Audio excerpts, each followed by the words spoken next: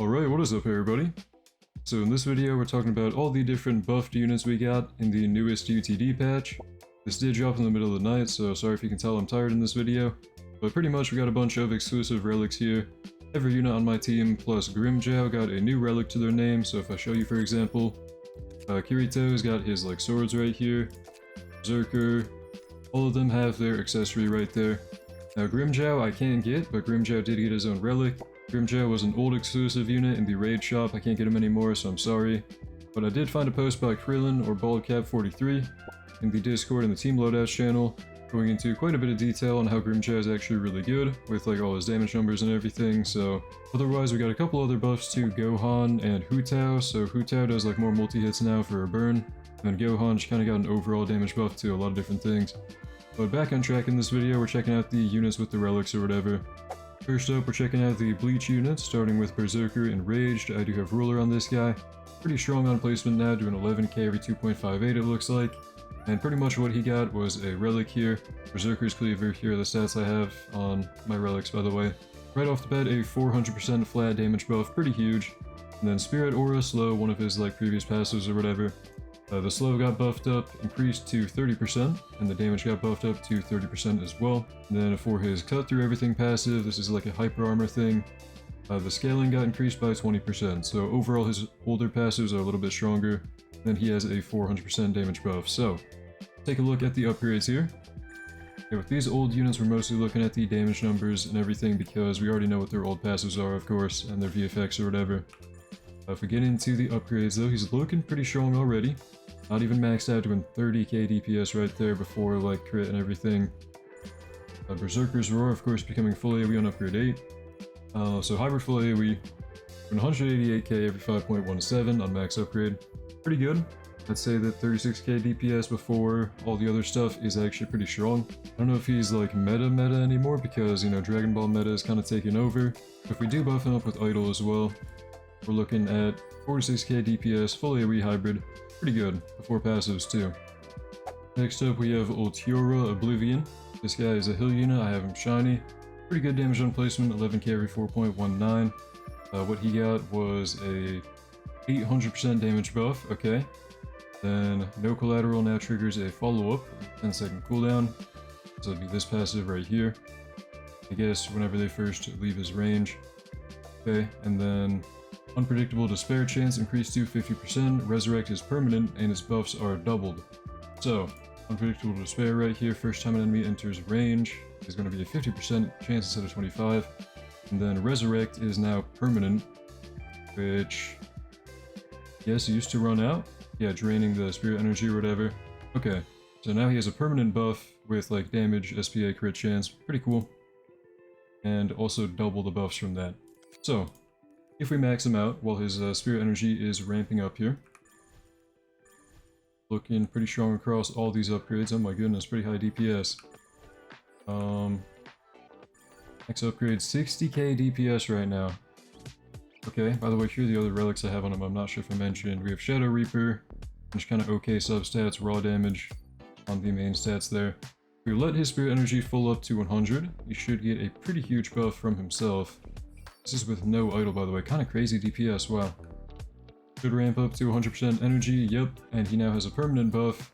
He's doing 56k DPS, and then has Relampago. Pretty strong, I think. I'm gonna get idol down now to also buff him up even more. And we're looking at 63k DPS, really strong, I think.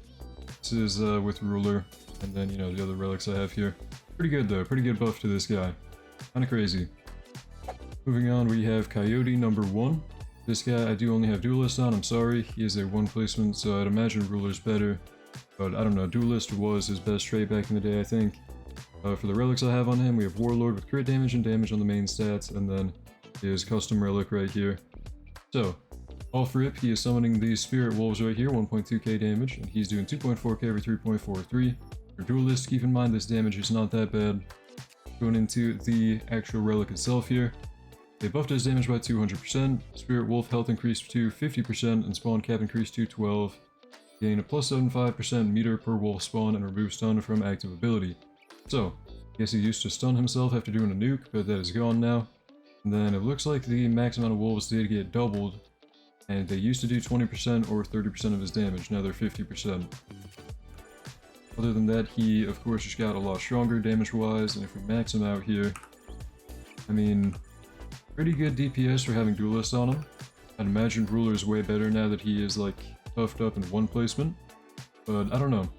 For Duelist stats, these are actually pretty good numbers, I think. If we were to buff him up with Idol right here, we are looking at a 2k every 5.14, 10k DPS with Duelist on him. Not horrible, especially for all the summons there. And the nuke, of course, is going to be 500%. By the way, for my idol, if you're wondering, here are my idol relics, just kind of some buff potency on them. Alright, we're done with the Bleach characters, now we're getting into the Sword Art Online ones, so Kirito.